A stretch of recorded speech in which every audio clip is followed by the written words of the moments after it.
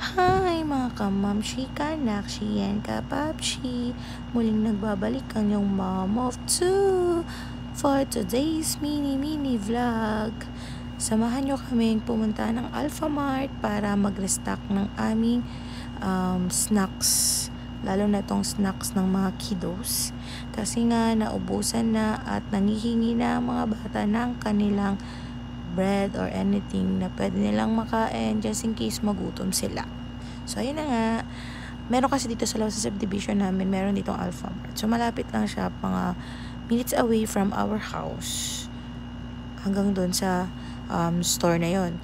So, ayan, while nagpapainit pa ng sasakyan, tumawag muna kami kay lolo niya and then nangamusta, and then after noon nag-travel na kami papunta sa Alphamart. So ayan, dumaan muna kami syempre dito sa gate, 'di ba? So medyo stricto na ngayon kasi nga may incident dito. So ayun, share ko lang.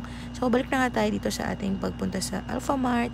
So malapit lang naman siya and bibili lang talaga kami ng mga snacks dyan. So yun lang, share ko lang. Thank you for watching. God bless everyone and please keep supporting our page. Bye bye.